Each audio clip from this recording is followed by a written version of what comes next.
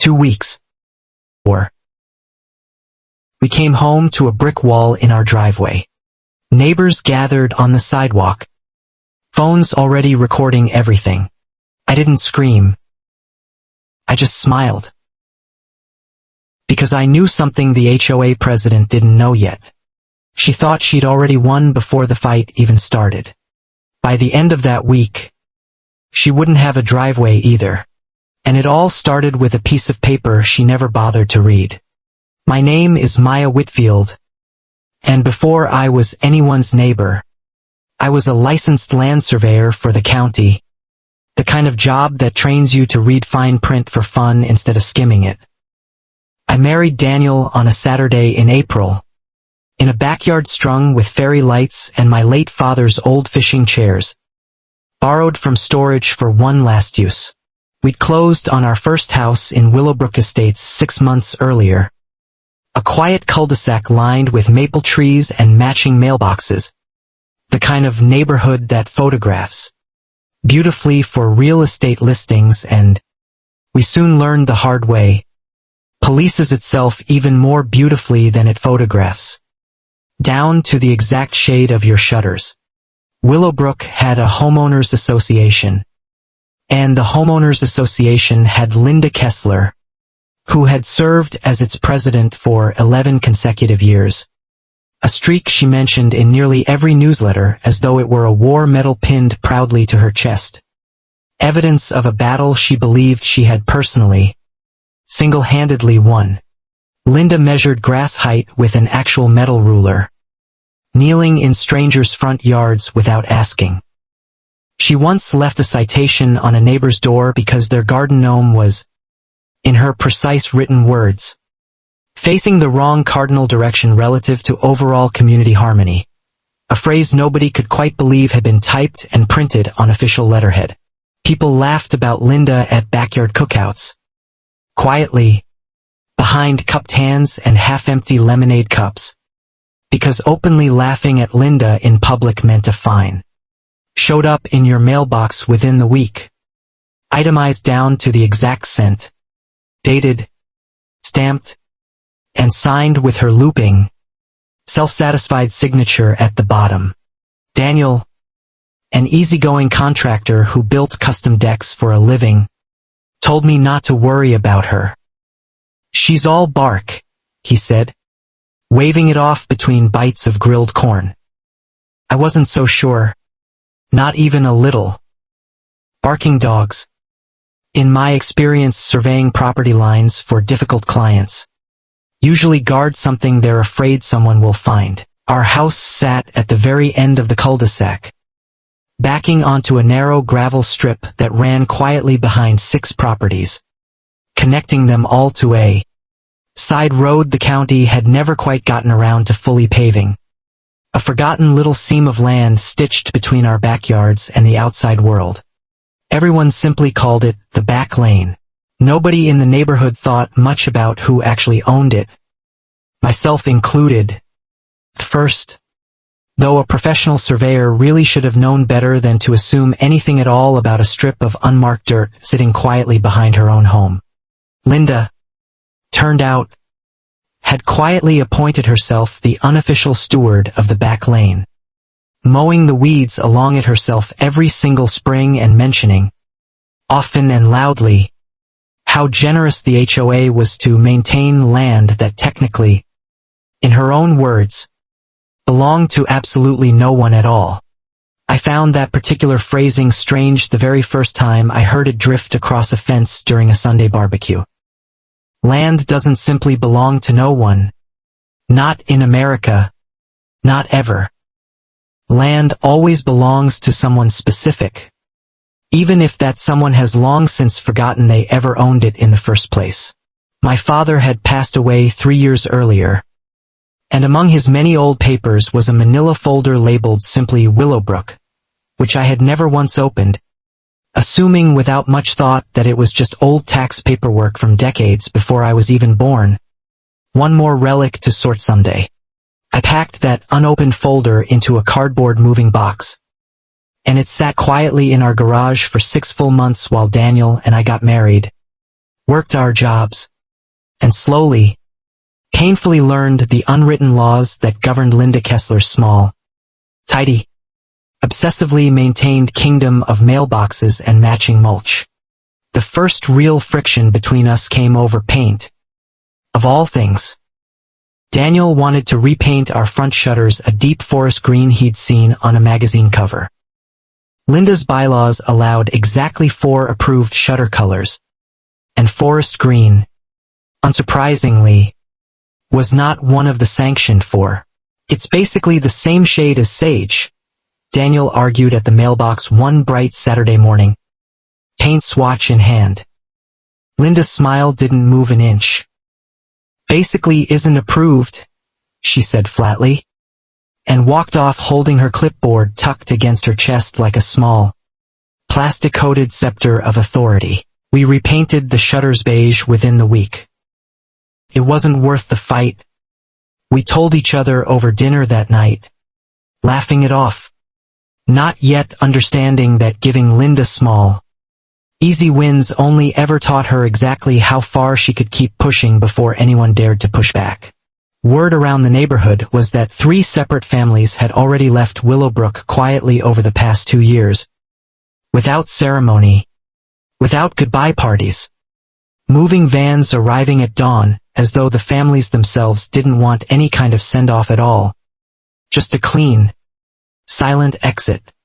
Grace Okafor, our next-door neighbor and the only board member who ever genuinely smiled during HOA meetings instead of just performing politeness, warned me once, quietly, leaning over the shared fence line between our yards. Don't let her get a foothold on anything you actually, truly care about. I didn't fully understand what Grace meant until the week I mentioned, in passing at a summer block party, that Daniel and I were finally planning our dream honeymoon to Portugal for the following spring. A trip we'd been saving toward for nearly 2 full years already. Linda's ears seemed to physically perk up mid-conversation. How lovely, she said, setting down her paper cup. How long will you be away? Exactly, I told her 2 full weeks. She nodded slowly, almost thoughtfully, like she was quietly filing that specific date away somewhere permanent and important. At the time, I thought nothing at all of it. Honestly. Small talk. I told myself. Neighbors simply ask about vacations. That's just what neighbors do. It would take months before I finally understood that Linda Kessler never made small talk with anyone. She made careful, patient reconnaissance instead.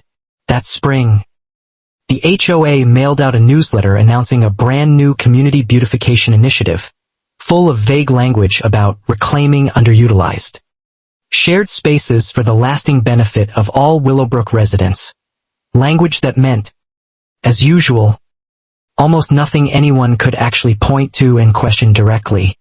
Nobody asked which spaces, specifically. Nobody asked who had actually decided this, or when, or by what authority. The newsletter carried Linda's signature at the very bottom, alongside a photo of her standing proudly in front of the back lane, arms crossed, smiling exactly like a landlord surveying property. I really should have opened my father's dusty folder then and there. I didn't. Busy picking out honeymoon shoes and floral centerpieces, happily pretending Linda Kessler was just harmless background noise in an otherwise wonderful, exciting year of our new married life. The first genuinely open conflict happened, absurdly, over a trash can.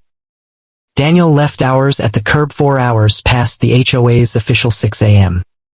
pickup window one Tuesday, and by 9 that same morning, a printed citation was already zip-tied firmly to the lid. $50. I read aloud in disbelief, standing in our kitchen with the pink slip in hand. For a trash can. Daniel laughed it off easily, but I honestly didn't. $50 for a mere 4 hours felt far less like an actual fine and much more like a deliberate message. I paid it without complaint. Mostly because I was already drowning in wedding invoices and simply didn't have the spare energy for a fight over a garbage bin. Linda thanked me, by full name, for my prompt and gracious compliance, right there in the very next community newsletter. Being named in Linda's newsletter, I would slowly learn over time, was never actually a compliment, no matter how sweetly it was phrased. It was a quiet warning aimed at the rest of the street. Comply quickly and quietly, or become the next public example printed for everyone else to read. 2 weeks later, our elderly neighbor Tom got fined for a basketball hoop left sitting in his driveway overnight. Tom, 71 years old and gentle as anyone I'd ever met, had put it there simply for his visiting grandson's weekend visit. Linda, notably, did not care about grandsons or weekends.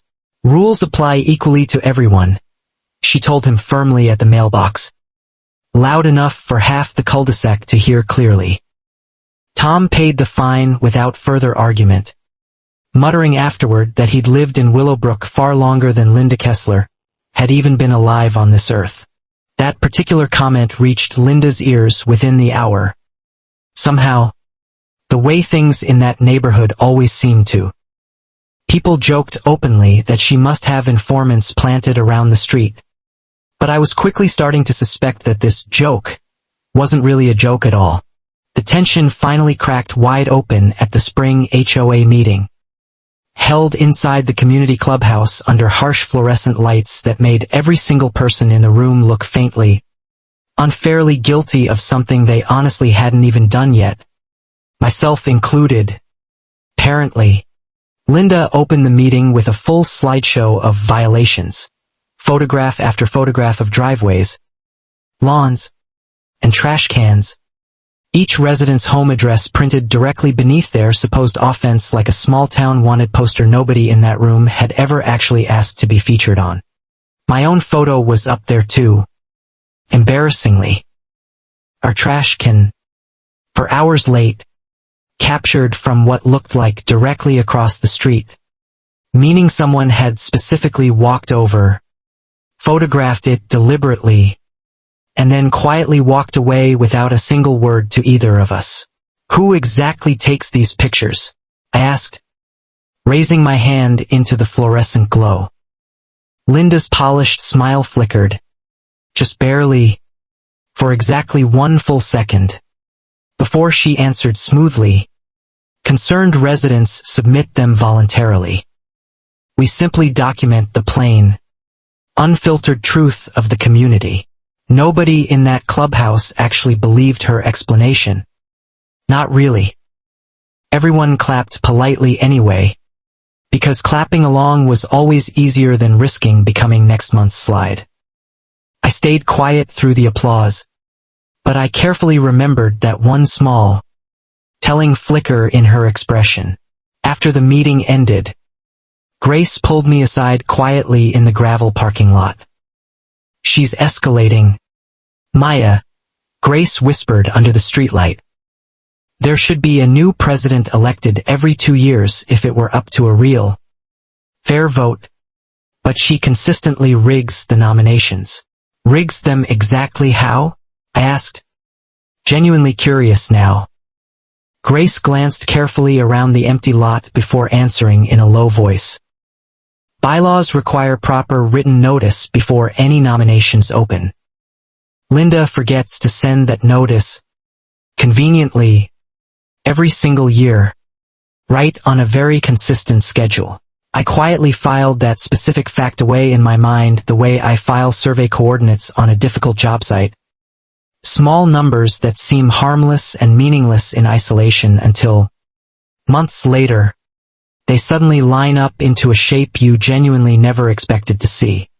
Daniel wanted to file a formal written complaint about that suspicious trash can photograph right away. I told him firmly to wait and let it go for now. Pick your battles carefully, I said. We're planning an entire wedding right now. Daniel, not launching a full-scale neighborhood war. Looking back on it honestly, that patient instinct of mine was probably the wrong one. Linda never respected patience from anyone around her. She read quiet patience as plain weakness. And weakness, to a woman exactly like Linda, was simply an open invitation to take a little more each time. By early summer, Linda had quietly added a brand new rule to the community covenant. Absolutely no vehicles parked on the street overnight without prior written HOA approval. Effective immediately. No community vote required at all. Citing something she called President's Emergency Authority out of thin air. Nobody in Willowbrook had ever once heard of President's Emergency Authority before that newsletter. When a few curious residents asked politely to see the exact bylaw permitting such sweeping power, Linda cited a specific page number that, once checked directly, actually only described emergency generator use during severe storms. A handful of residents laughed the whole thing off as a simple clerical mix-up, an honest mistake anyone could make. I personally didn't laugh at all. A woman who invents sweeping authority out of a deliberately misquoted page number isn't confused in the slightest. She's carefully testing exactly what she can get away with. That was the exact moment I finally pulled my late father's old folder out of the garage moving box, dusted it off carefully at the kitchen table, and sat down to read, for the very first time in my adult life, what was actually, truly inside it. Inside were official deed records dated all the way back to 1987. The year my father had quietly bought a narrow parcel of land directly behind 6 future Willowbrook lots. Long before the subdivision even existed. Back when the whole area was still just open, empty farmland. The parcel in question was the back lane itself. My father hadn't donated a single inch of it to any developer building the subdivision later. He'd kept it, deeded solely under his own name, later transferred quietly to me through his estate, a fact I hadn't fully absorbed or understood until that exact moment. I sat completely frozen at our kitchen table, holding an old survey map with my own family's last name printed clearly across it, slowly realizing that the underutilized shared space Linda so badly wanted to reclaim for the community was, legally speaking, entirely and permanently mine alone. I didn't say a single word about it yet. Not to Daniel, not to Grace, not to a single living soul in Willowbrook. Information like that, I knew from years of professional experience, is only truly powerful if you know exactly when and how to finally use it against someone. Instead, I quietly requested the county's official plat records online, carefully cross-referencing them line by line against Willowbrook's own HOA covenant maps. The very same maps Linda handed out proudly at every single meeting like some kind of sacred, unquestionable scripture handed down from above. The HOA's official covenant maps labeled the entire back lane clearly as HOA Common Area, Parcel 14. The county's actual, legally binding plat records, meanwhile, labeled that exact same strip of land as Private Parcel, Whitfield, Voir. Recorded 1987. A glaring, undeniable contradiction sitting in plain sight. Someone, at some specific point in time, had quietly drawn an entirely false line on an official HOA map that simply didn't legally exist anywhere else. I didn't yet know for certain whether it was an honest, careless mistake or something Linda Kessler had done fully on purpose, with intent. I called the county recorder's office directly the very next morning just to be absolutely sure I wasn't somehow misreading the documents myself. The clerk on the phone confirmed it within under a single minute. That parcel has never been part of any HOA filing at all, she said plainly. An error, apparently, that happened to conveniently benefit an HOA president who personally mowed that exact strip of land every single spring and proudly called it nothing more than simple community generosity on her part. I carefully wrote the exact date down in my notebook and kept right on reading.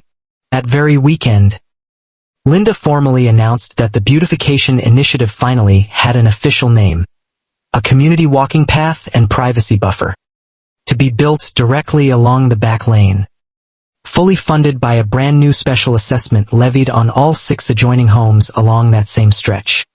The special assessment came out to exactly $400 per household, due within only 30 days, for the ongoing benefit of shared community property values. Her flyer proudly proclaimed, taped to every single mailbox in the cul-de-sac like some kind of cheerful, flower-bordered eviction notice. I quietly paid mine on time, in full. Not because I actually agreed with a single word of it, but because I genuinely wanted to watch exactly how far Linda planned to build on land she had absolutely no legal claim to whatsoever, before I ever said a single word aloud. Daniel thought I had completely lost my mind over this. "You're actively funding the exact thing you already know is illegal?" he asked, incredulous, over dinner that night. "I'm documenting it carefully," I told him calmly. "There's a real difference, Daniel, and it matters enormously once you're standing in a courtroom." Grace, when I finally sat her down and told her everything I'd found in that folder, went very quiet for a long moment, then very still, then finally said, slowly, "Maya, do you honestly understand what she's about to do to herself here, without even realizing it yet?" I told her not quite yet, but that I would very soon. First, I needed to see exactly what privacy buffer truly meant inside Linda's mind, because in my own professional experience, women exactly like Linda never, ever build small when they have the opportunity to build something permanent instead. 2 weeks after that conversation, bright orange survey stakes suddenly appeared along the entire back lane, small flags fluttering in a perfectly straight line right through the exact middle of what I now knew, on paper, in ink, in official county records, was legally my own family's inheritance. I carefully photographed every single stake, every fluttering flag, and every measured distance between them, the same meticulous way I document evidence on any professional survey job for a paying client. Except this particular client had absolutely no idea she was about to be sued into the ground. Linda caught me photographing the stakes one warm afternoon and asked, sweetly, almost too sweetly, exactly what I was doing out there with my camera. "Documenting the community improvement project," I said calmly, and smiled at her exactly the same practiced way she always smiled at the rest of us. She clearly didn't like seeing that particular smile on my face. Not one bit. I could tell instantly. It was the very first time I saw something genuinely flicker behind her eyes that wasn't pure confidence for once. It looked almost like recognition, and almost, unmistakably, like real fear underneath. That same night, back at home, Daniel and I finalized every last detail of our Portugal honeymoon together. 2 full weeks in April. Flights already booked. A house sitter carefully arranged for the dog. Everything planned down to the very last detail except for one thing neither of us ever saw coming. At the next scheduled HOA meeting, Linda announced proudly that the walking path construction would officially begin soon, offering no specific date whatsoever. Only vague talk about permits, currently in progress, and a private contractor she claimed had already been fully secured for the entire project. I asked her directly, in front of the whole room, whether the county had actually issued a legitimate building permit for construction on that particular parcel of land. Linda said permits were still being finalized, a familiar phrase I now instantly recognized as her own personal, well-practiced version of a dismissive shrug. Grace caught my eye across the crowded room the moment Linda said it. We both already knew exactly what being finalized usually meant coming from Linda. Absolutely nothing had actually been filed anywhere. Nothing had been formally approved. Just Linda moving forward blindly on the confident assumption nobody would ever bother to check. I checked. Of course. First thing the very next morning. The county had no permit application whatsoever on file for any construction project on that parcel. Under any name at all, HOA or otherwise. Linda was quietly planning to build on unpermitted, entirely unowned land, breaking two separate laws in one single project. I still chose to say absolutely nothing publicly about any of it. Even then, I genuinely wanted the wall fully built.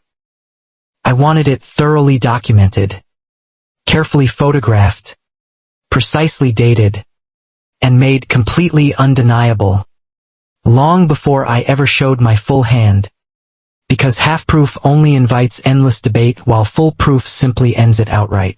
Daniel, sensing my strange and unusual calm through all of this, finally asked me directly, point blank, exactly what I already knew. So I told him everything, all of it, the deed, the plat records, the fabricated HOA map, the missing permit, laid out plainly across our kitchen table like scattered puzzle pieces. His face moved slowly through genuine disbelief, then real anger, then finally settled into something close to delight. So this whole entire time, he said slowly, shaking his head, she's been mowing a complete stranger's yard for years, and proudly calling herself its rightful landlord the whole way through. Worse than that. Actually, I said. She's about to spend the entire HOA's collected money building an illegal wall on it while we're happily away on our honeymoon. Completely unaware. Daniel started laughing then. The specific kind of laugh that always comes right before real, serious trouble finally arrives. We quietly agreed together to keep the discovery fully to ourselves a little longer. Some fights, I've learned, you win by shouting loudly first. Others you win by patiently letting your opponent build their own gallows, one careful plank at a time, in full public view of every single witness watching. The contractor's heavy trucks finally arrived the week before our wedding, dumping full pallets of red brick right beside the survey stakes, exactly at the spot where the back lane met our own driveway, precisely the same spot Linda had circled proudly in red marker on her original flyer. Perfect timing for your wedding, Linda told me cheerfully at the mailbox one morning, beaming with pride, as though she had personally arranged a thoughtful surprise gift instead of a blatant, ongoing legal violation stacked neatly in brick pallets across land she had absolutely no legal right to touch. Our wedding day itself came and went in a happy blur of fairy lights. My late father's borrowed fishing chairs arranged in careful rows, and a heartfelt toast from Daniel that made my own mother cry openly in front of nearly 40 gathered guests. Tissues passed quietly down the rows. For one perfect, uninterrupted week afterward, nobody mentioned Linda, the HOA, or the ominous pallets of brick still sitting untouched beside our driveway. It genuinely felt like the calm before something significant, though none of us dared say that particular word aloud to each other, not even once. We finally left for Portugal on a quiet Tuesday morning, kissing our nervous dog goodbye at the sitter's house, boarding a cramped red-eye flight with nothing but sunscreen, sturdy hiking boots, and the naive, hopeful expectation of 2 entirely uninterrupted weeks of peace together. Before we left the country, I did one final, quiet thing on my own. I mailed a certified letter to the HOA's official registered agent, formally asserting private legal ownership of the parcel in writing and demanding all construction cease immediately, effective the moment the letter was received and signed for. I timed the letter carefully to arrive exactly 2 full days after we landed safely in Lisbon, far enough away that I couldn't possibly be blamed for provoking anything in person, yet close enough in time that Linda would have absolutely no excuse for claiming ignorance about it later on. Grace agreed happily to watch over our empty house while we were gone and, more importantly, to quietly photograph anything unusual happening along the back lane, in exchange for nothing more than her own long-simmering, thoroughly justified grudge against Linda Kessler and everything she stood for. For the first few blissful days of our honeymoon, absolutely nothing happened back home. We hiked the dramatic cliffs of the Algarve coastline, ate grilled sardines together at sunset overlooking the water, and let ourselves briefly forget entirely that a wall of unowned brick sat quietly waiting for us back home. On day 4, Grace texted a single photograph with no caption at all.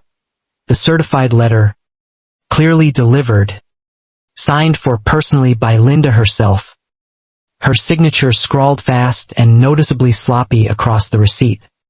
Nothing at all like the careful, deliberate cursive she always used in her polished newsletters. Signed for and, apparently, completely ignored anyway. Grace's next message arrived 2 full days later. The trucks are back again. They're pouring the concrete footing today. I read that message standing barefoot on our hotel balcony, staring out over the vast, indifferent Atlantic Ocean stretching endlessly before me. Daniel watched my expression change slowly as I read it. "She's building it anyway, even after the letter?" he asked, disbelief creeping into his voice. I nodded once, and something inside me that had been carefully, deliberately patient for months finally, quietly settled firmly into place like a lock clicking neatly shut. "Good," I said simply, closing my phone. Daniel blinked at me, confused. "Good?" he repeated. "Good," I said again, more firmly this time. Now there's absolutely no ambiguity left at all. She's not confused about true ownership anymore. She has it in writing, deliberately choosing this outcome for herself. We finished out the rest of our honeymoon exactly as originally planned. 2 more full, uninterrupted weeks of it, because I flatly refused to let Linda Kessler cut short even a single precious day of the new life Daniel and I had worked so hard together to build for ourselves. But every single night in that hotel room, I quietly read through Grace's latest photos on my phone, watching red brick rise steadily course by careful course along a concrete foundation poured on land Linda had already been formally, legally, undeniably told in writing did not belong to her. By the second week of our trip, the growing wall wasn't a modest privacy buffer anymore in any real sense. It had become a full, imposing barrier, a full 6 feet tall, stretching directly across the exact point where the back lane met our own driveway, sealing it entirely shut. Grace's steady stream of photos showed something else troubling too. Nearly identical short brick walls, lower ones this time, appearing suddenly at the mouths of the other 5 driveways along the entire back lane. Cheerfully labeled, decorative pillars, according to Linda's freshly printed newest community flyer. Decorative pillars that, quite conveniently for Linda, each had a small locked metal gate embedded directly into them, with keys distributed only to residents who had already paid their special assessment, in good standing. Linda's exact chosen phrase, lifted word for word directly from her latest flyer. I finally realized, with a cold, sinking clarity, exactly what she was truly building out there. Not a peaceful walking path at all. A checkpoint. One single gatekeeper, and Linda herself holding the only master key, fully controlling who could come and go along a lane she never legally owned. Grace confirmed my growing suspicions in a crackling phone call that stretched across the entire Atlantic Ocean between us. She's telling everyone it's purely about security now. Half the street genuinely believes her completely. The other half is simply too scared to say a single word otherwise. Tom, our sweet elderly neighbor, had apparently asked politely why his own gate key hadn't arrived in the mail yet like everyone else's had. Linda told him flatly that his compliance history needed further review first. A phrase with absolutely no basis whatsoever in any HOA document that had ever actually existed anywhere. I started keeping a detailed written timeline that very night in our small hotel room, carefully logging every single text from Grace, every relevant date, every photograph, organized methodically the exact way I'd organize hard evidence for any serious land dispute case back home. Cold, precise, and completely thorough. Daniel asked me quietly, watching me work, if I was actually angry about any of this. No, I said honestly, and genuinely meant it as I typed. Anger just makes you sloppy and careless. I want to be exact instead. Daniel. Being exact is ultimately what actually wins these things in the end. On our very last night in Portugal, Grace sent one final, decisive photograph. The wall now fully completed, entirely blocking our driveway from end to end, with a small handwritten sign zip-tied crookedly to it reading, Community access by approval only L. Kessler, signed proudly in her own hand. I saved that particular photo separately from all the rest, in its own dedicated folder, and titled the folder simply, plainly with a single word, Exhibit A. Somewhere deep down, I think, I already knew with total certainty exactly how this entire story was eventually going to end for everyone involved. We landed back home on a quiet Sunday afternoon, exhausted, sunburned, and dragging our heavy suitcases behind us up the front walk, only to find a full brick wall standing exactly where our own driveway should have been. A small curious crowd already gathering nearby to watch. Someone in the neighborhood had apparently tipped off half the street that the Whitfields are finally back home. Half the cul-de-sac had already come outside to watch quietly. Phones raised and recording, clearly waiting to see whether I would scream, break down crying, or simply collapse right there on the spot.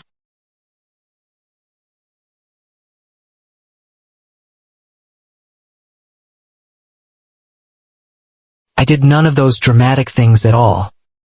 I calmly set my heavy suitcase down on the pavement, walked slowly up to the fresh brick wall, ran my open hand along the still-drying mortar, and started laughing softly, quietly at first, then loud enough for the entire gathered street to hear clearly.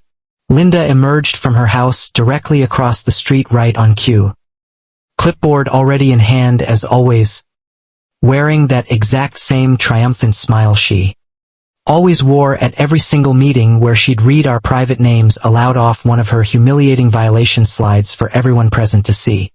"Welcome home," she said sweetly, stepping closer. The community voted overwhelmingly for improved privacy and security around here. I'm confident that once you truly see all the wonderful benefits, you'll fully understand why we simply couldn't wait around any longer for your personal schedule to align with ours. "You mean my honeymoon?" I said flatly, staring her directly in the eye. "The exact same one I told you the precise dates of, for whole months ago, at a summer block party, when you specifically asked me how long exactly we'd be away from home for." Linda's practiced smile didn't move an inch outwardly, but something clearly shifted behind her eyes for a brief moment. The very same small, fast flicker I'd already seen once before, the day I caught her watching me photograph the survey stakes. Small, quick, and completely unmistakable to anyone paying close attention. "Rules are simply rules around here," she said, arms crossing defensively over her chest. "The HOA holds full, complete authority over all shared common spaces in this community." "This was never a shared common space," I said calmly. "It never legally was. Not once. You simply never bothered to check properly." A few nearby neighbors laughed a little uncomfortably at the exchange, clearly unsure whether to openly side with the woman who'd just come home to find her entire driveway walled off, or with the HOA president who'd never once been publicly wrong in 11 straight years. At least not out loud. Publicly. Until now. "I have the original deed right here," I said loudly, making sure the small gathered crowd could hear every single word clearly. "This exact parcel has never legally belonged to the HOA. Not for one single day. It's been quietly owned since all the way back in 1987. It's entirely mine." Linda laughed sharply, dismissively, a short bark of disbelief. "That's completely absurd. Honestly. This land has always been shared community property since the very day the subdivision was first built. Everyone around here already knows that plainly." "Everyone believed that," I corrected her firmly. "Only because you personally told them so." Repeatedly, I calmly pulled the certified mail receipt directly out of my travel bag. The very same one Grace had carefully photographed weeks earlier for me. Linda's own hurried signature scrawled clearly across it. Properly dated and officially timestamped. Completely undeniable to anyone standing there. I held it up high for the small crowd to clearly see. "This exact letter was formally delivered to you personally," I said, voice steady and calm, "before a single brick of that wall was ever laid down. You already knew the truth. You built it anyway, regardless." For the very first time in 11 long years, Linda Kessler had absolutely nothing left to say back. The heavy silence stretched on long enough that Tom finally stepped forward from the small crowd himself. "You told me my own gate key wasn't ready yet because of my supposed compliance history," he said, his voice noticeably shaking now with a mixture of confusion and slow-building fury. "There is no compliance history requirement written anywhere in any actual bylaw," I said clearly. "There's no bylaw anywhere that even authorizes this wall's construction at all. There's no valid permit on file. There's no real vote recorded. There's only you, alone, deciding what everyone else here truly deserves." Linda's calm outward composure finally cracked. Just slightly, a visible tightness pulling at the corners of her mouth now. "The full board formally approved the special assessment months ago," she said quickly. "I have all the signed signatures for it right here in my folder. I assure everyone." "Then show them to us right now," I said simply. She hesitated visibly, just for a moment. That single, telling hesitation told the watching crowd far more than any deed ever could have on its own. A truly confident woman doesn't hesitate over her own paperwork. She produces it instantly and proudly, without blinking once. Grace stepped forward from within the small gathered crowd. "I currently sit on the board myself," she said calmly. "Evenly. I never once signed anything approving construction on that particular parcel of land. I would genuinely love to see whose exact signature you're currently claiming is actually supposed to be mine." Linda's clipboard trembled visibly, almost imperceptibly, in her tightening hands. "I must simply have grabbed the wrong page by mistake," she said quickly, stammering slightly. "I'll go find the correct, proper documentation and circulate it fully to everyone at our very next scheduled meeting. I promise." "You'll find it right now," Grace said firmly. "Or you'll openly tell everyone gathered here tonight that you built an entire wall using signatures that were genuinely never given, on land that was never legally yours to begin with, funded entirely by money we were never properly told was even owed." The small crowd, which had started out simply as curious spectators watching from a safe distance, was slowly transforming into something closer to an actual jury, and Linda Kessler, for the very first time any of us had ever personally witnessed, looked genuinely, visibly cornered and afraid. I didn't gloat over her in that moment at all. I honestly didn't need to. Calmly and evenly, I'm not asking for any kind of apology from you tonight. I'm asking for exactly one thing. Take down every single foot of this wall within 72 hours, or I will personally. Linda's chin lifted defiantly despite everything. Old stubborn habits clearly dying hard even now. You genuinely cannot threaten legal action against a properly constituted homeowners association like this one, she said. We happen to carry full insurance specifically covering exactly this kind of neighborhood dispute. You know, I'm not threatening the association itself, I said calmly.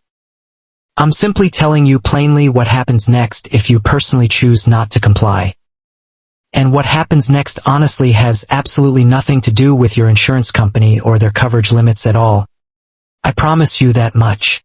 That same night, alone together in our house with the driveway still fully sealed shut by brick, Daniel finally asked what exactly I meant by that pointed statement earlier.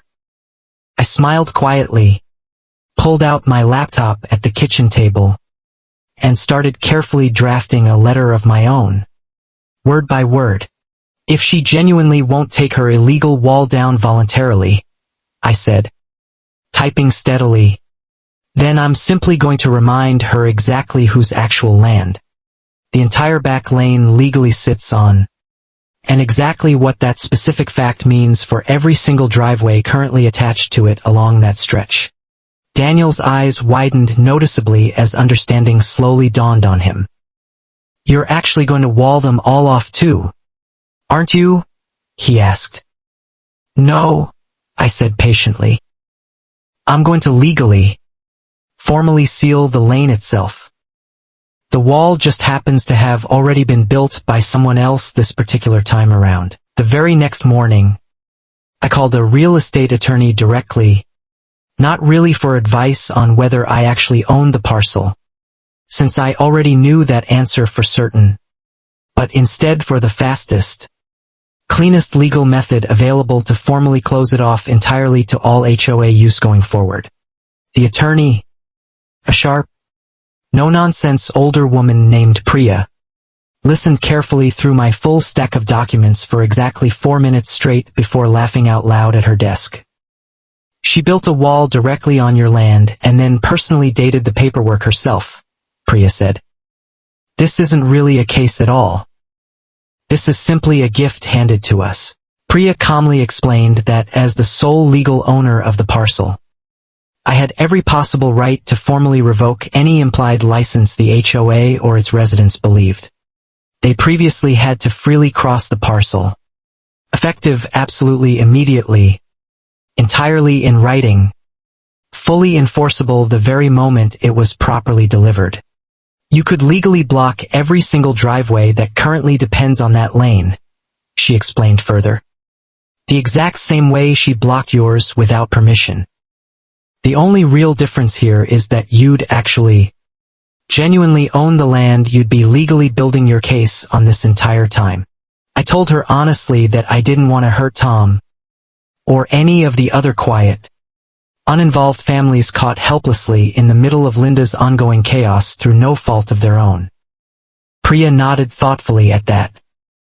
Then simply give them a real choice, she said.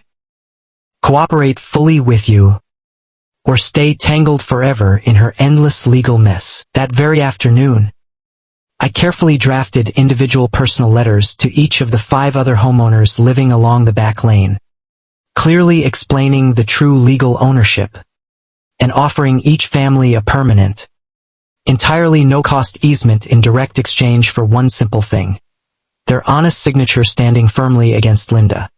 3 separate families signed and returned their letters within a single day, visibly relieved to finally have solid documentation instead of endless neighborhood rumor and speculation. One family hesitated at first, still loyal to Linda purely out of old habit. Tom signed his the moment it arrived, muttering that he'd waited a full 11 years for exactly this letter. Only a single house ultimately held out from signing, Linda's own home. Which honestly made perfect sense in the end.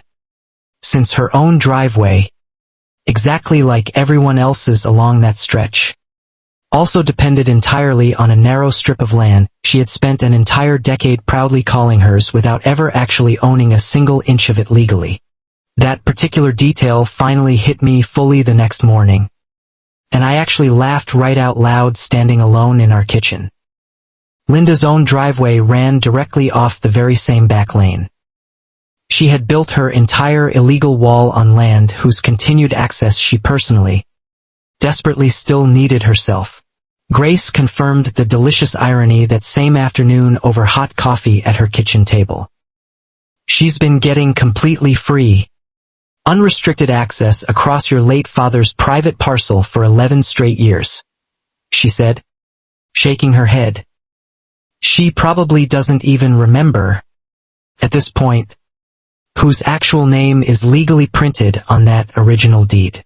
By the following week, Linda's overall tactics shifted noticeably from purely bureaucratic paperwork toward something far more openly personal.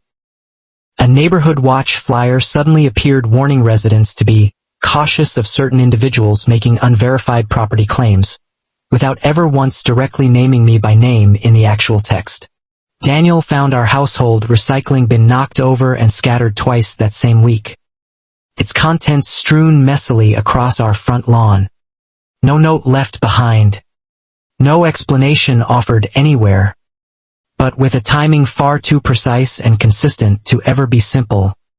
Random coincidence at play. I didn't bother confronting Linda directly about the overturned bin at all. I simply installed a small, discreet security camera facing our own driveway instead.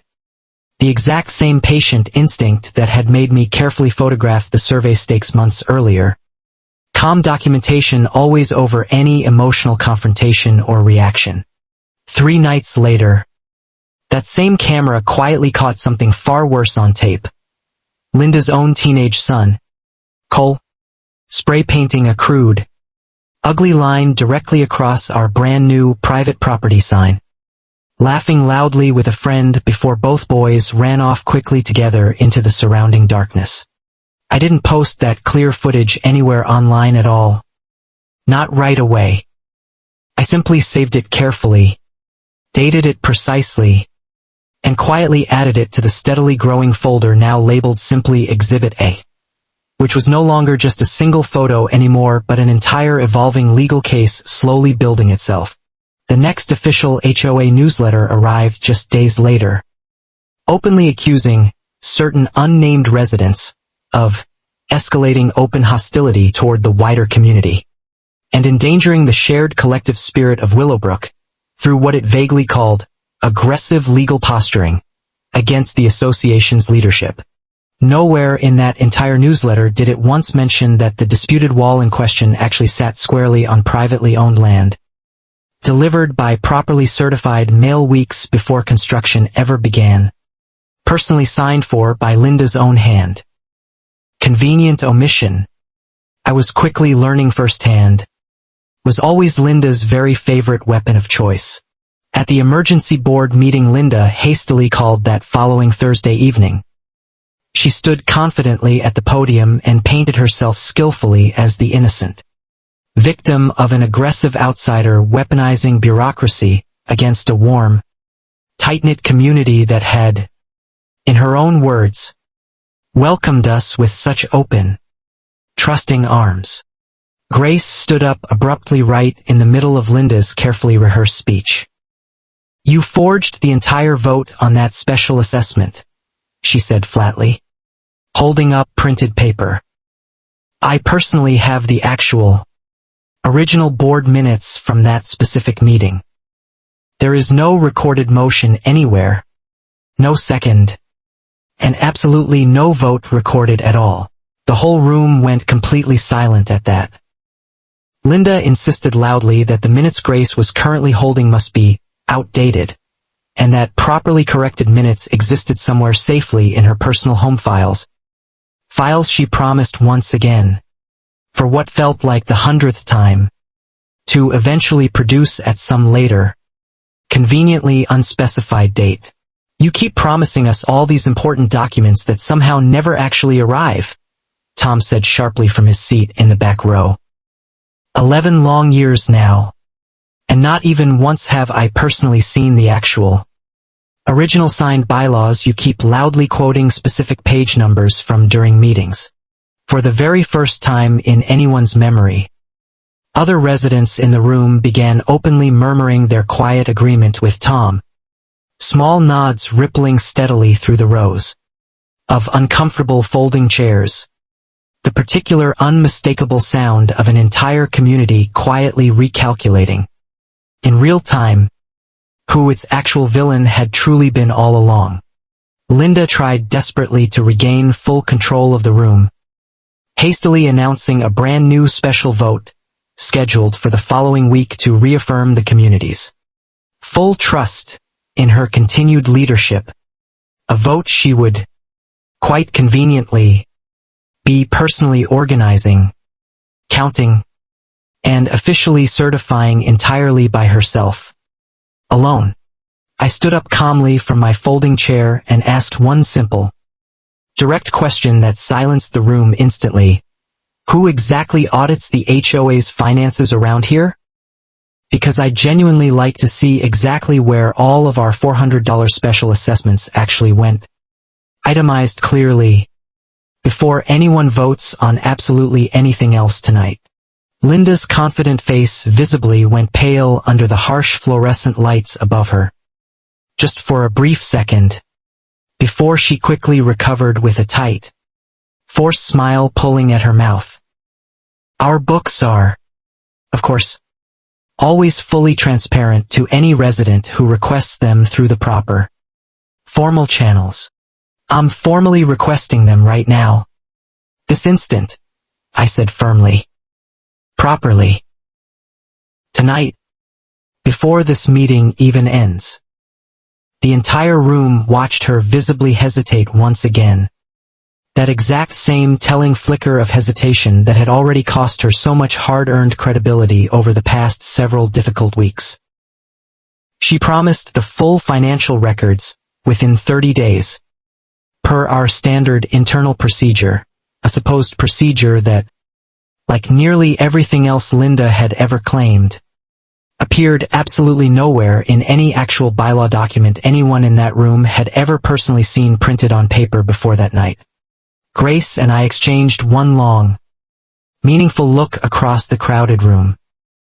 We both already knew perfectly well that 30 days was exactly enough time for Linda to try desperately to fix, quietly hide, or elaborately explain away whatever those actual financial books truly, damningly contained inside them. We honestly didn't wait the full 30 days at all. Priya, my sharp attorney, filed a formal legal records request the very next morning under the state's HOA transparency law, which legally required full disclosure within only 10 business days. Not Linda's conveniently invented, self-serving 30-day timeline. Linda's official response finally arrived on exactly day 9 of the 10-day window. A terse, clipped letter claiming the HOA's financial records had been temporarily misplaced during an internal office reorganization. A phrase so patently absurd that even her own longtime loyal supporters began quietly, visibly doubting her honesty for the first time. Priya explained patiently that under state law, misplaced financial records for an entity actively handling tens of thousands of collected dollars every single year wasn't a legitimate clerical excuse at all. It was actually solid grounds for a formal state complaint and a full potential financial audit going forward.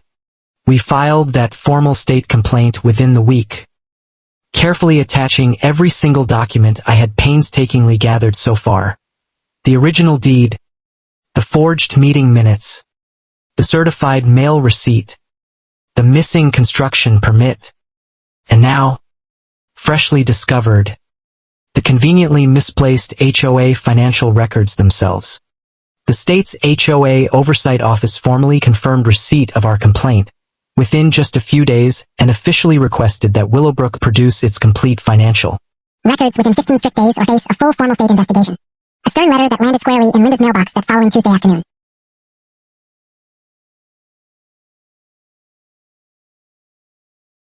Grace texted me a candid photo of Linda standing frozen at her own mailbox that same afternoon, staring down silently at an official government envelope for nearly a full minute straight before finally slowly walking it inside her house without ever once opening it right there on her own front porch.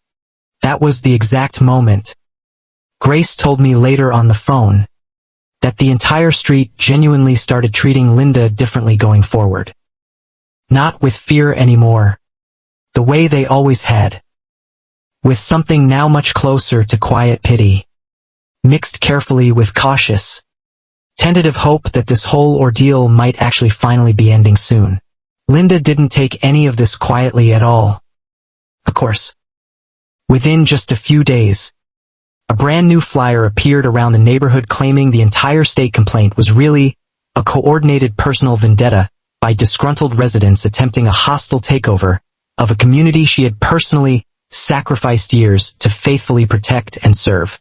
She hastily scheduled a press-style neighborhood gathering right on her own front lawn, complete with a small folding podium set up for the occasion. Personally inviting a local news reporter she'd apparently called herself directly, clearly hoping to frame herself publicly as the innocent victim of coordinated neighborhood harassment. The young reporter, a sharp woman named Dana, showed up initially expecting nothing more than a simple, minor neighborhood dispute story to cover quickly. What she actually got instead, once Grace and I spoke with her privately beforehand, turned out to be considerably more interesting and newsworthy than anyone expected. Dana asked politely to see the original deed for herself. I showed it to her without hesitation. She asked next to see the certified mail receipt. I showed her that too. Plainly. She asked, finally, to see the actual wall itself in person, still standing tall, still fully sealing off our entire driveway. Linda's carefully planned press event quickly turned, within roughly 20 minutes of Dana's arrival on scene, into an impromptu, unscripted on-camera interview. All about a wall illegally built on private land using forged board meeting minutes and clearly mishandled community association funds. Caught entirely on camera. I genuinely have absolutely nothing at all to hide here, Linda told Dana's rolling camera directly, her hands trembling slightly around her ever-present clipboard, a specific phrase that, in my own personal experience, only ever seems to come from people who actually have quite a great deal to hide. That same night, the full story ran live on the local news station's website under the attention-grabbing headline, HOA President Builds Illegal Wall on Neighbor's Private Land During Their Honeymoon Trip.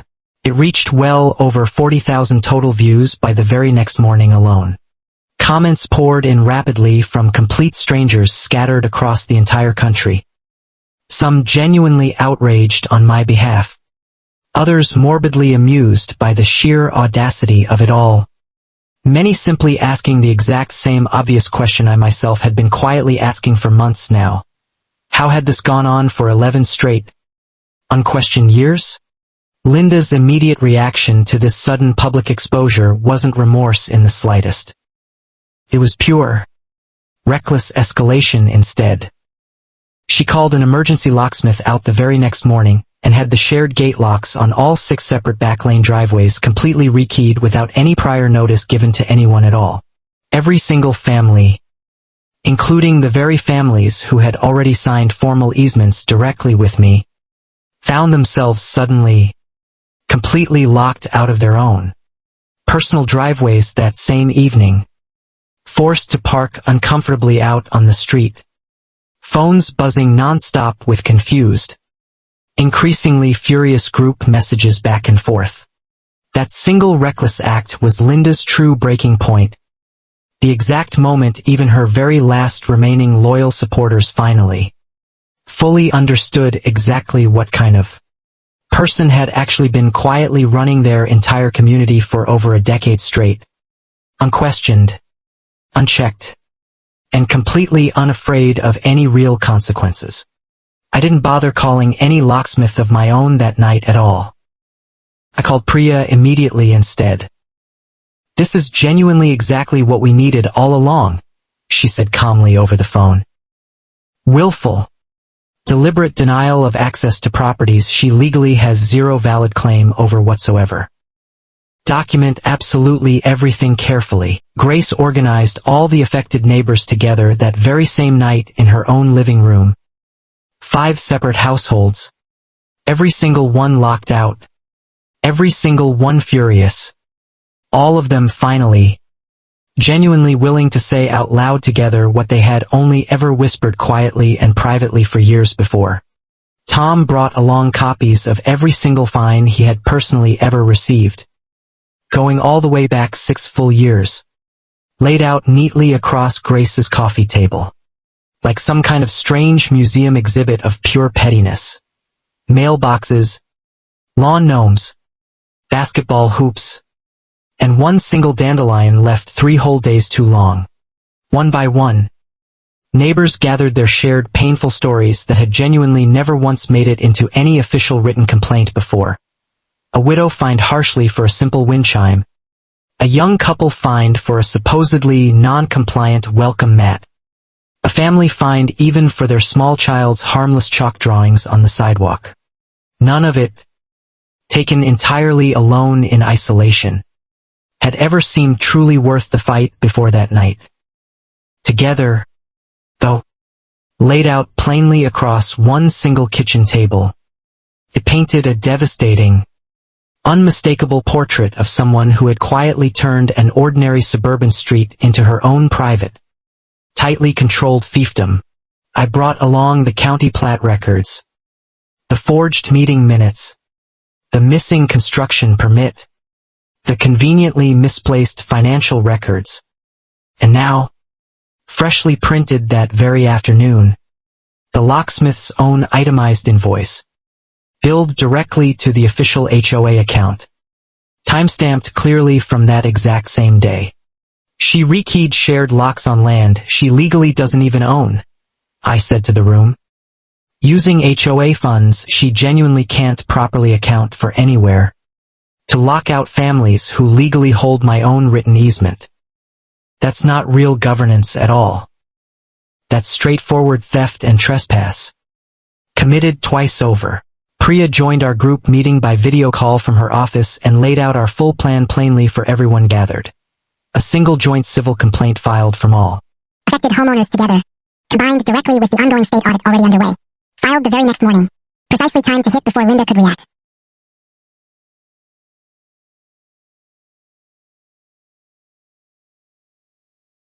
There's actually one more important thing I need to mention, Priya added seriously. Given the sheer amount of unaccounted for association funds involved here, this genuinely isn't just a civil matter anymore at all. This is very likely outright criminal embezzlement. And I'd strongly recommend involving the county prosecutor's office directly right away. The whole room went completely quiet at the mention of the word criminal. That particular heavy silence of ordinary people slowly realizing a fight they had. Originally thought was only ever about fences and paint had, somewhere along the way, quietly become something far more genuinely serious than anyone had expected.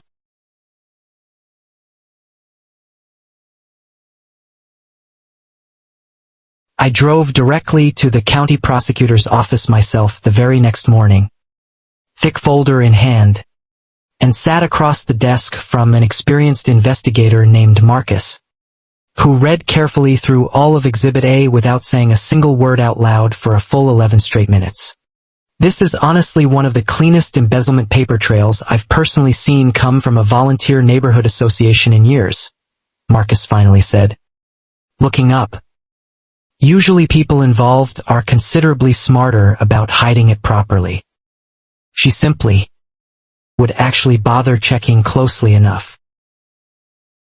He formally opened an official case file that same afternoon, directly requesting complete bank records from the HOA's financial institution, Records Linda could no longer credibly claim were misplaced once a formal legal subpoena, rather than just a polite written letter, finally arrived at her front door.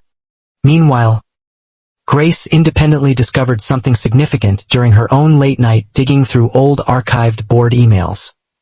Linda's husband, Richard, actually worked directly within the county planning department, the very same office legally responsible for approving all construction permits on properties exactly like the back lane.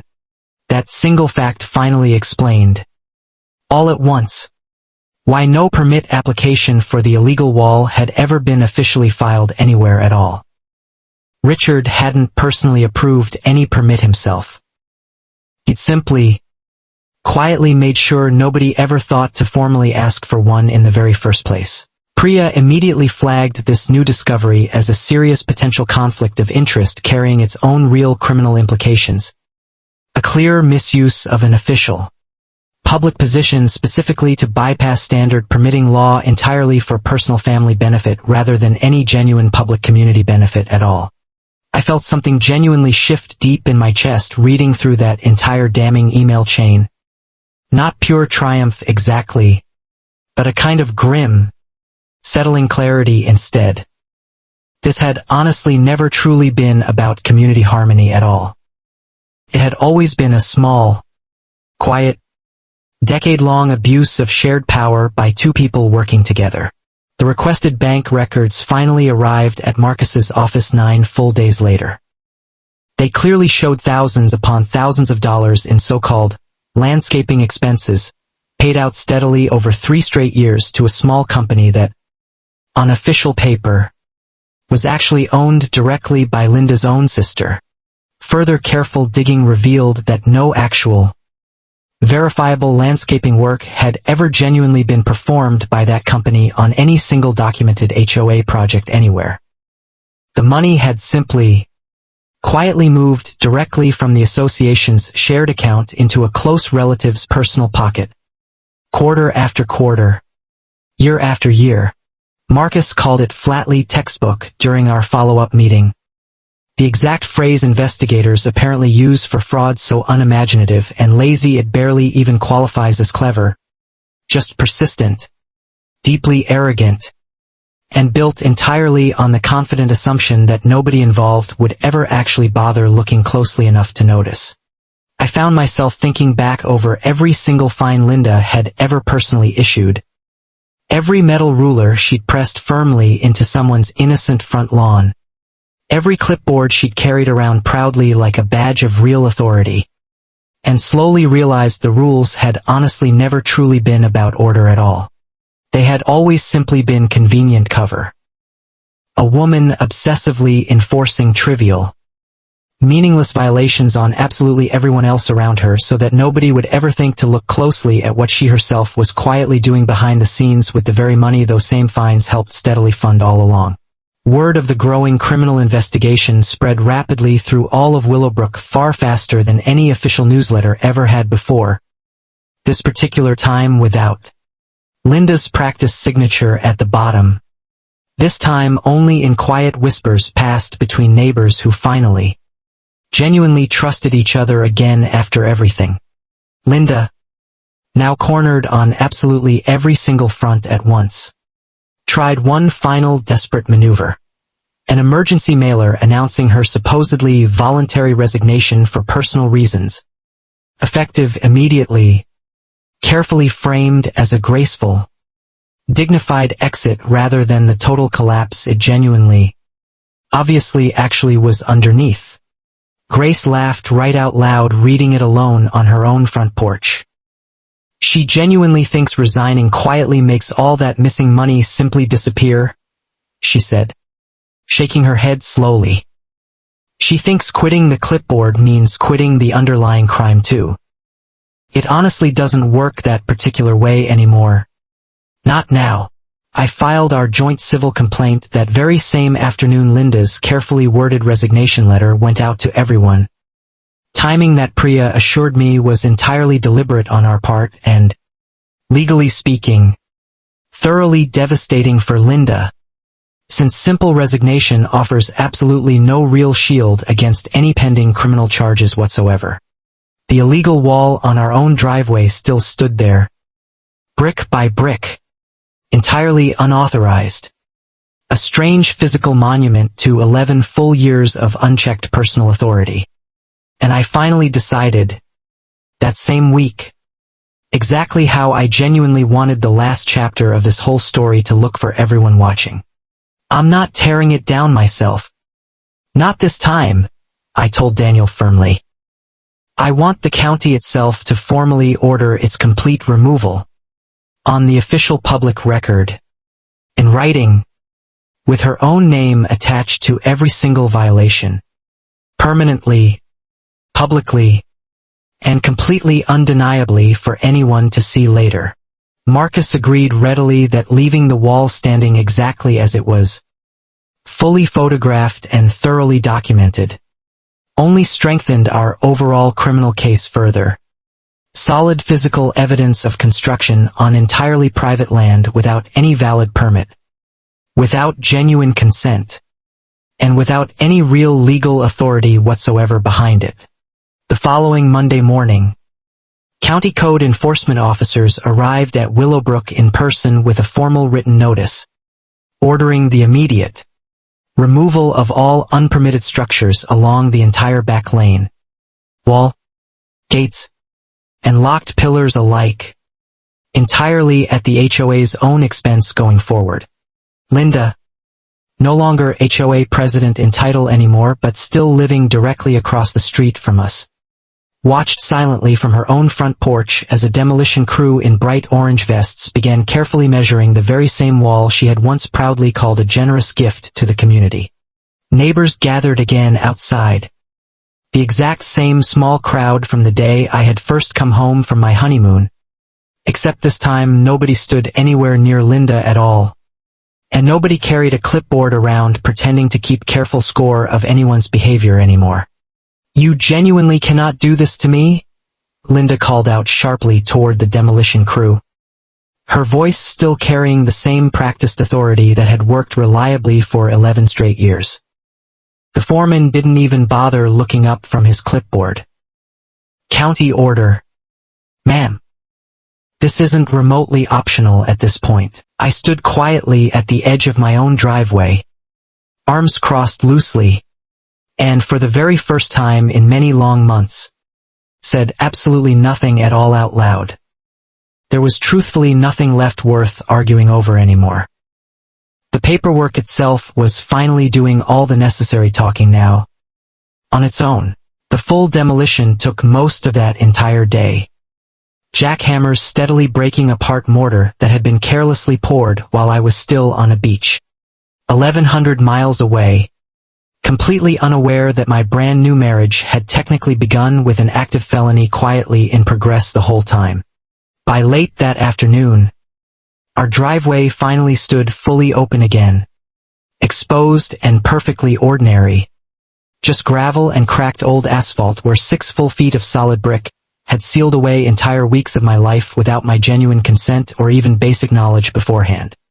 Tom walked slowly over as the crew finished loading up the very last of the broken rubble, placed one weathered, gentle hand on my shoulder, and said simply, quietly, 11 long years, and it finally only took one person actually bothering to check the original deed.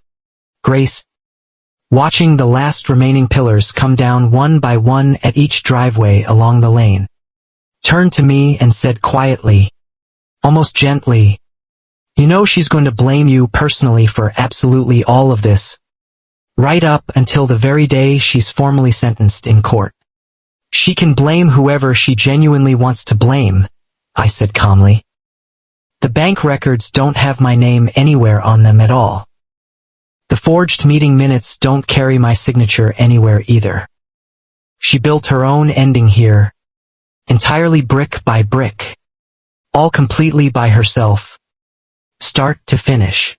That same evening, an unmarked investigator's sedan pulled quietly into Linda's own driveway. No flashing lights, no sirens at all, just 2 calm officers, walking steadily up to her front door carrying paperwork of their own. The specific kind that never, ever comes with a convenient 30-day extension attached. I watched silently from our own kitchen window as Linda stepped slowly outside onto her porch. Her ever-present clipboard nowhere in sight at all for the very first time since I had first known her. Hands completely empty now. Her shoulders visibly lower than I had ever once seen them before. She wasn't formally arrested that particular night. As it turned out, formal charges took another full 6 weeks to properly process through the prosecutor's office. Embezzlement, forgery of official association records, and misuse of HOA funds. 3 separate serious counts, each one carrying her own full legal name attached directly to it. Richard, her husband, quietly resigned from his position at the county planning department that same difficult week, with no press release issued and no farewell newsletter sent out. Just a suddenly empty desk and an active conflict of interest complaint slowly working its way steadily through his own former agency. The remaining HOA board members, thoroughly chastened now and finally paying real attention to the bylaws, held a proper emergency election under Grace's careful direct supervision. Proper written notice mailed out to every single household this time.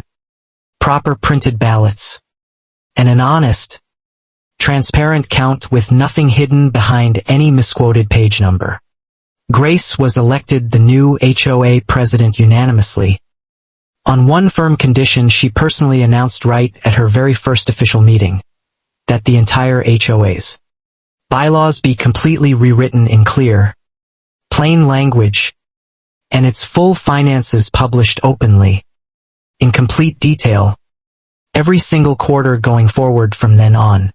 The new board's very first official act was refunding every single disputed fine that had been issued over the previous 3 full years.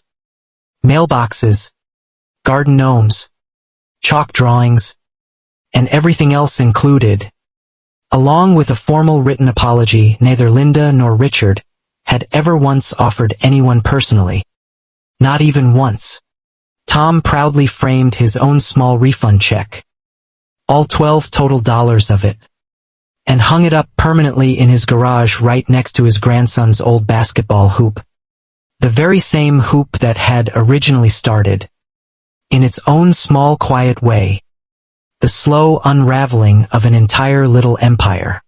6 full weeks after her official resignation, Linda's criminal trial date was finally set publicly, and the local paper, the exact same outlet that had first covered our wall story months earlier, ran a thorough follow-up piece featuring official court records that absolutely nobody could reasonably dispute anymore. I was called as a formal witness during the trial. Not really the central star of the whole story at all. Just one calm voice among several others, carefully laying out timelines, precise dates, and legal deeds in the exact same flat, professional tone I once used regularly to read out survey coordinates on job sites. Linda's defense attorney tried valiantly to paint the entire wall as a reasonable, if slightly hasty, decision made purely in the genuine spirit of community improvement for everyone's benefit. The certified mail receipt, once formally entered into evidence, made that particular argument collapse completely within only a few short minutes. The embezzlement charges proved considerably harder for her defense to argue away entirely. 3 full years of fabricated, landscaping invoices, paid out to a company with no actual employees, no real equipment, and absolutely no completed jobs anywhere left very little genuine room for any reasonable doubt among the jury. The jury ultimately deliberated for less than 4 total hours before reaching their decision. Guilty on all 3 separate counts: embezzlement, forgery of official records, and misuse of association funds. A final verdict that reached Willowbrook's neighborhood group chat before the actual courthouse doors had even fully closed for the day. Linda was formally sentenced to full financial restitution covering every single misappropriated dollar. mandatory community service hours, and a suspended jail term contingent. Entirely on strict ongoing probation. A genuinely far cry from the untouchable, unquestioned authority she had once wielded freely for 11 straight years in that neighborhood. Richard faced his own separate disciplinary hearing before the county ethics board several weeks later, ultimately barred entirely from holding any permitting-related government position for a full 5 years. His once promising career quietly, permanently reshaped forever by one badly hidden internal email chain nobody had ever expected to surface. The Kesslers ultimately sold their family house within just 2 short months. A moving van arriving quietly at dawn. The exact same quiet, unceremonious exit Linda had once effectively forced on 3 other unfortunate families over the years without anyone in the neighborhood ever daring to openly ask why. Nobody in Willowbrook threw them any kind of farewell party at all. Nobody signed a single parting card for them either. Grace simply mailed the standard, procedurally correct departure notice every single departing homeowner legally received. A final itemized assessment statement, fully transparent and entirely, satisfyingly accurate down to the last cent.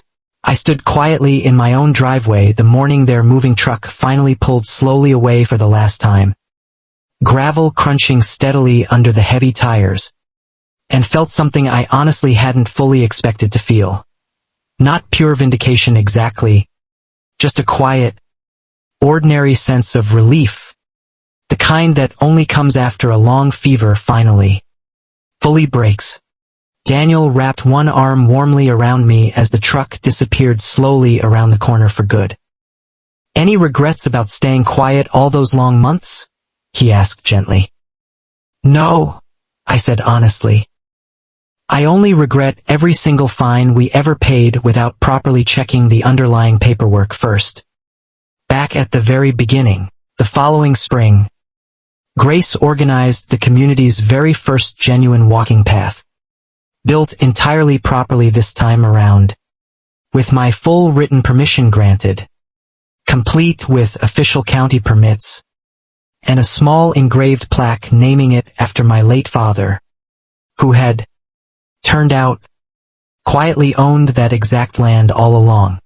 Tom planted bright tulips along the entire new path every single April after that, right at the exact spot where the illegal wall had once stood tall, happily telling anyone who would listen the full story of the honeymoon, the wall, and the woman who had simply forgotten to check a deed properly. I still work steadily as a professional surveyor today, though I read all the fine print a little more personally these days than I ever used to before, knowing firsthand exactly how much quiet power can sit patiently inside a single forgotten folder nobody bothers to open until it's almost far too late. Linda ultimately completed her full probation 18 months later, remaining, as far as anyone left in Willowbrook ever knew afterward, entirely absent from any homeowners association meeting anywhere at all, ever again, for the rest of her natural life going forward from that point on. Willowbrook's official bylaws today run a mere 12 total pages instead of the original 40. Written now in clear, plain language that anyone can actually read and understand easily, with one single new rule Grace personally insisted on adding right at the very top. In bold print, no fine without a properly documented vote.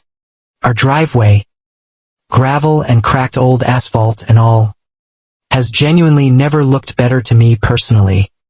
Not because it's conventionally beautiful in any real sense, but because every single inch of it is now, undeniably and unquestionably and entirely legally, fully, permanently ours to keep forever.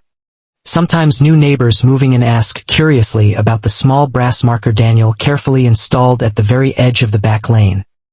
My late father's initials neatly etched beside the year 1987.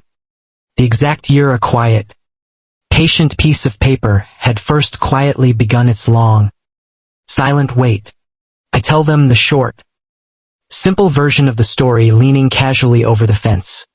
A woman once built an entire wall on our private land during our honeymoon, and we spent the following year patiently proving, piece by piece, exactly whose legal name was actually printed on the original deed. They usually laugh at first, assuming it's simply exaggerated neighborhood folklore grown taller with each retelling over time. I just smile quietly and point them toward the public courthouse records, still fully searchable online today, complete with exact dates, final verdicts, and all, in case anyone genuinely ever wants to see the actual receipts. Grace still runs the HOA today, quietly and fairly, without a single clipboard citation ever issued for anything smaller than a genuine, real safety hazard. And Willowbrook, for the very first time in over a full decade, simply feels once again like an entirely normal, peaceful suburban street.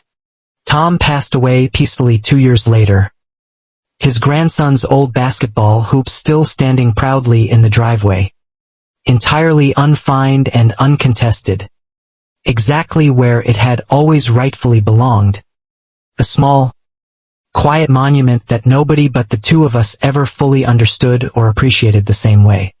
Daniel and I are still living happily in that same house today. Still married. Still occasionally laughing together about the fact that our honeymoon photos and our very first major legal victory both happened within the exact same unforgettable month of our lives. Forever linked together in memory. People sometimes ask me directly if I feel any real guilt at all about how thoroughly Linda's entire life unraveled afterward. I honestly don't. Not for a single moment.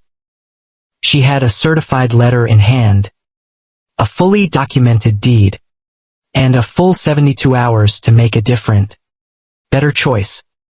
She chose the wall anyway. Freely. What genuinely stays with me most isn't the wall itself, or the criminal trial, or even the viral local headline.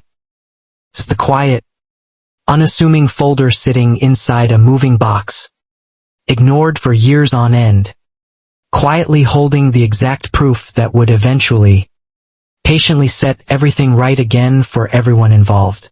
My own father never actually met Daniel in person. He never got to see the wall, or the trial, or the bright tulips Tom eventually planted along the new path that now proudly bears his own name. But somehow, in the one way that genuinely mattered most, he was truly there for every single bit of it. Every single spring now, when those tulips bloom again along that same quiet strip of land, I think carefully about how close I honestly came to never opening that old folder at all, and how very differently this entire story might have ultimately ended for all of us involved.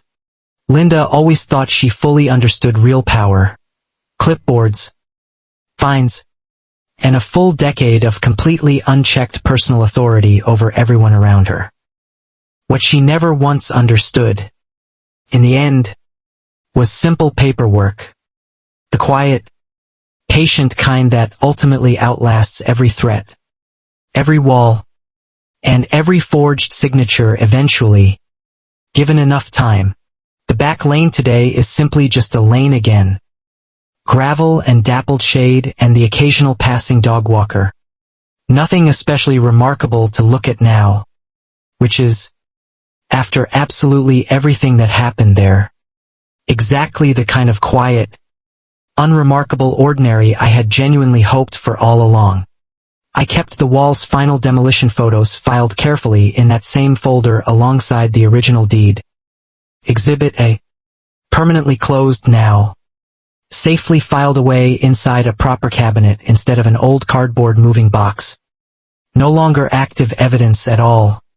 Just a strange, quietly satisfying personal keepsake from it all. Sometimes Daniel jokes warmly that our entire marriage technically started with a felony and a honeymoon, in that exact order, and that most ordinary couples honestly don't get quite so dramatic a beginning to their life together. I always tell him most couples simply don't happen to marry a professional surveyor. Grace still texts me occasionally these days with small, mundane community updates, a neighborhood bake sale, a minor pothole needing repair, nothing at all resembling the sheer chaos of that unforgettable first year together, which is, in its own small quiet way, honestly the entire point of it all. I drive past the tulip path every single morning now on my way to work, past the small brass marker bearing my late father's initials, past the driveway that is now fully, finally, and permanently entirely ours to keep, and I genuinely never once take a single bit of it for granted anymore. Linda Kessler once built an entire wall meant to seal us out of our own home forever. Instead, in the end, she only ever truly sealed her own fate. One forged signature, one quietly misplaced dollar, and one certified letter at a time, all by herself.